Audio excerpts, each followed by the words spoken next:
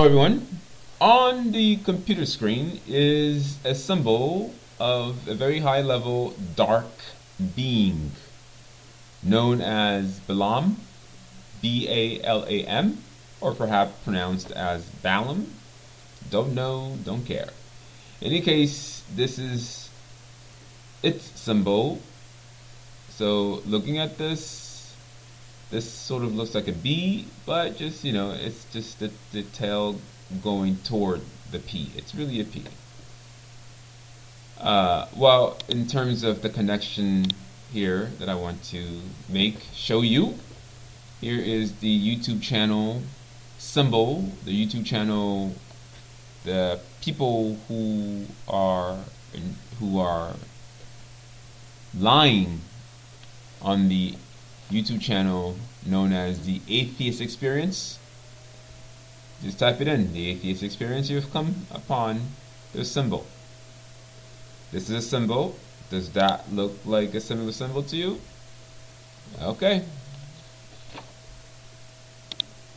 Okay, here's a symbol again. This being. Before we get into details, because I think you pretty much know where I am headed with this. Let's look at the bigger picture before we look at what or who this creature is and the connection to the Atheist Experience. In this video, so therefore we will discuss something that I have echoed over and over again. That is, there are no accidents. This is something that I have said many, many times, which has also been said by Source Consciousness. There are no accidents in this world nor the next. Until you leave the entirety of the universe, it is safe to assume that there are, again, no accidents. Everything is planned and executed to confound and to hold you back in darkness. Everything is planned. Everything. As such, the very suggestion that you are your flesh and bone, or that we are our physical selves, is a deliberate attempt to deceive us.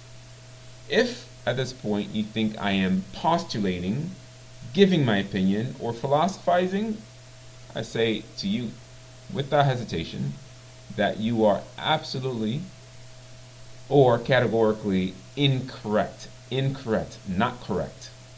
The world is illusory. Depending on your awareness, religion, culture, and atheism will be thrown at you. As such, the present topic is about atheism. Let's bring back the picture here of the Atheist Experience. Atheism is not only false or incorrect, it is a part of the grand confusion.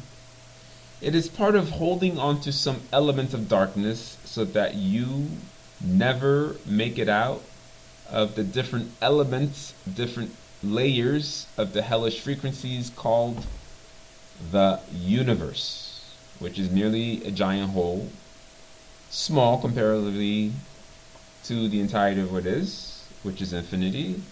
The universe is finite. So, yes, so that you don't make it out. I do understand. I understand that some atheists really believe in the lack of God. This is because the group of dark forces that I keep alluding to, that are ruling us, ruling not just this frequency, the entire universe, have purposefully confused and are continuously keeping up the confusion of darkness through lies and machinations. Atheism is as much a religion as any false awareness. The present speaker, I, the Triple Cross, am not by any means religious, though some of you may be deceiving the part of your light or soul in charge of your present experience by calling me a believer in the New Age. I've had two of those people on my channel. I assure you, with every ounce of my light that everything is literally light. As long as you buy into half-truths, you will never get out of the hellish universe. For there are no saviors. It's called taking responsibility. You are purposely being deceived, being led to the slaughterhouse. Let us look at a group of deceivers. I just pointed them out. This group, the Atheist Experience, is presenting themselves, bad English, is presenting itself, since it's a group, presenting itself under the name of the Atheist Experience on YouTube, in order to deceive us, to deceive you. This group is not confused. It is purposely trying to deceive you. Its objective is unbending, to keep you confused so that your attention is turned to darkness. I have had help in looking up this demonic satanic symbol and this entity. I caught this group at the intuitive level before I asked for help in analyzing its symbol, the demonic entity symbol, to keep you in hell. So they must continue lying, hoping that you don't catch on to their symbols. So let's look at it so that you can see for yourself. Let's look at a bit more of the detail. So on the computer screen, you see this symbol, which is the same symbol here. They wrote the P, here they just manipulated the P a little bit because you have the little tail here, but it's still a P here. This is still a P. It looks like a B, but it's convenient for them. Here again, the symbol, the entity, devouring, representing the entity here, at least representing the entity. So who is this entity known as Balam or Balam? Well, let's take a look. The computer says that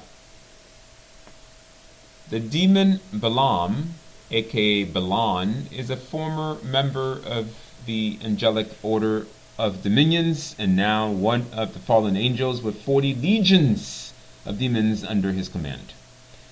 Balam is the 51st of the 72 spirits of Solomon.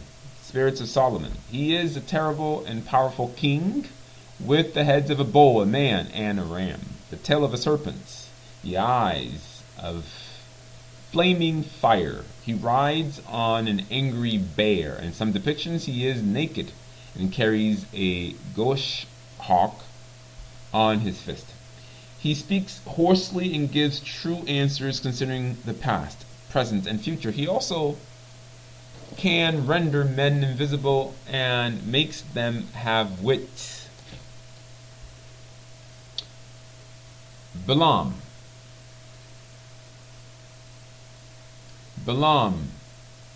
The 51st spirit is Balam, or Lam. He is a terrible, great, and powerful king. He appeareth with 3 heads. The first is like that of a bull. The second is like that of a man. Okay, just repetition in different ways. This is known as the seal of Balam.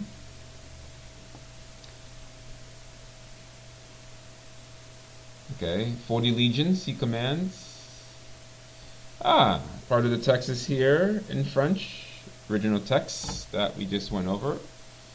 Balam, roi grand et terrible dans les enfers. Il a quelquefois 3 tôles, celle d'un taureau, celle d'un homme, et celle d'un bélier.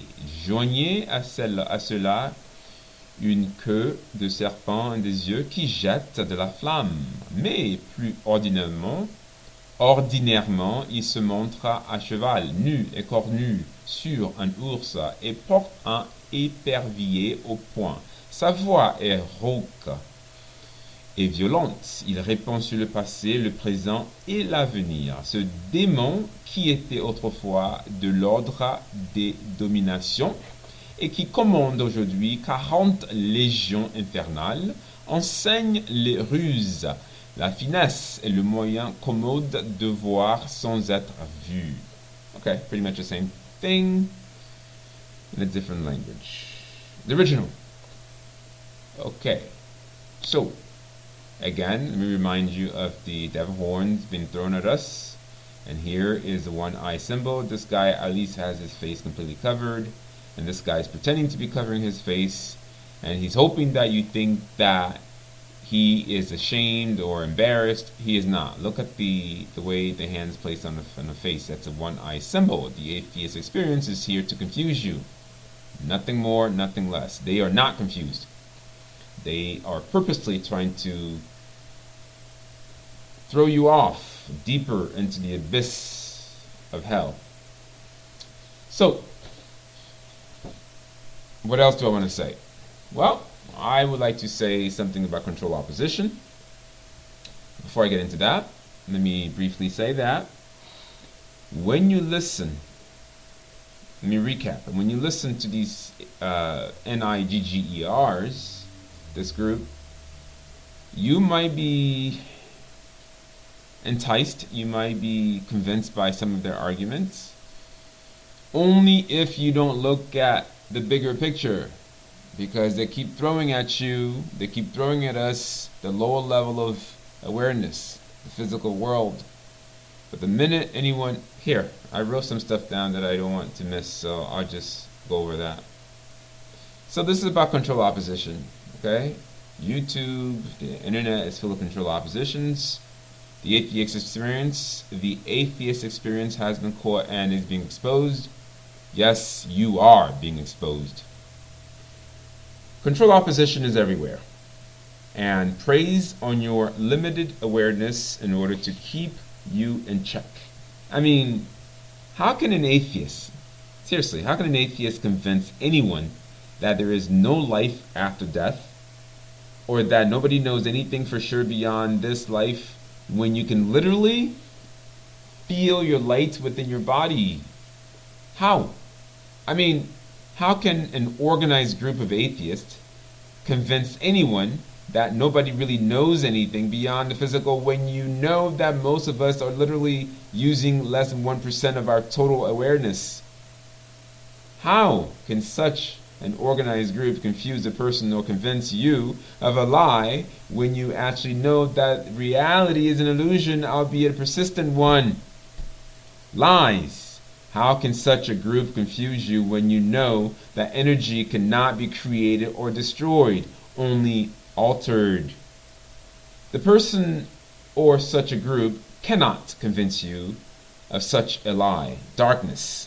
Such a group cannot succeed in its machination or deception because of all the things that exist. They cannot succeed because of all the things that exist. Only love crosses all barriers. Love is beyond opinions, philosophies, religions. It is absolute truth. The very nature of the purest part of each of us, the very nature of the purest part of the light. Truth sometimes hurts.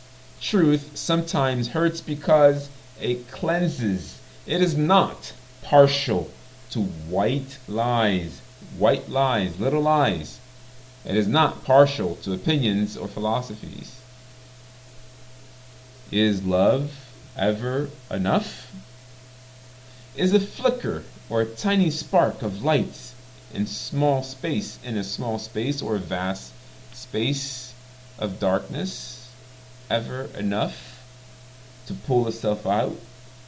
Yes, it is always enough. It is for which we struggle. Love. It is for which we struggle.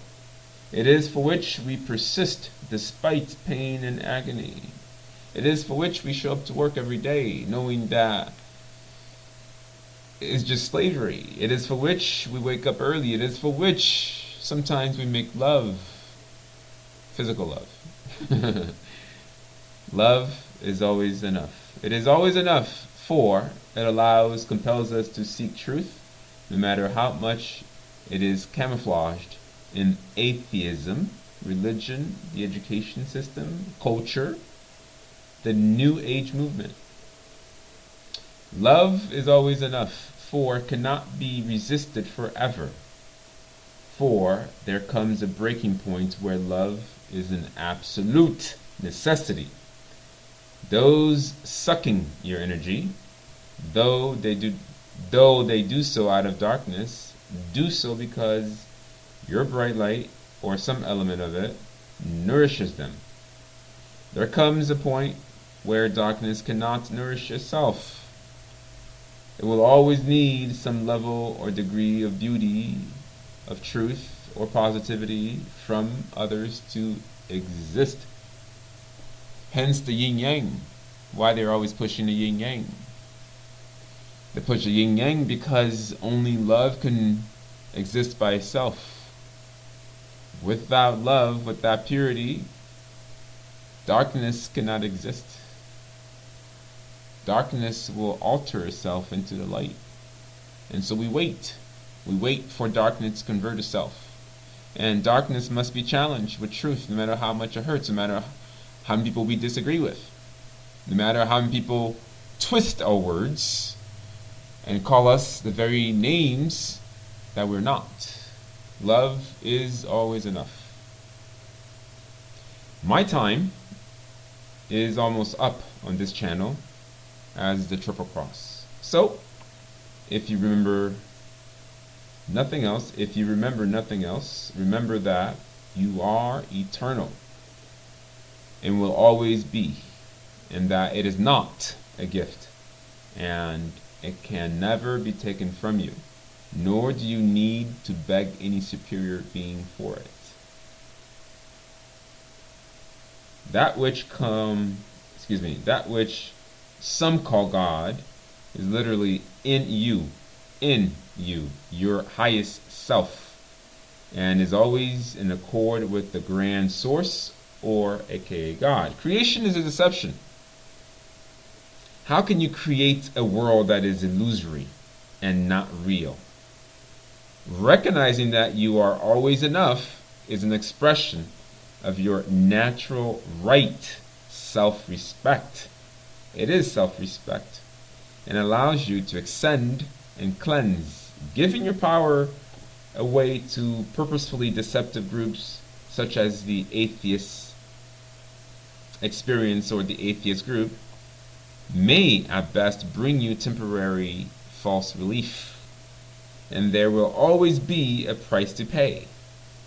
How you see things, or God, or the grand lights, or source, is important. Hiding under "it's just my opinion" won't help you. So, when the observer becomes the observed, the game must change. Source speed.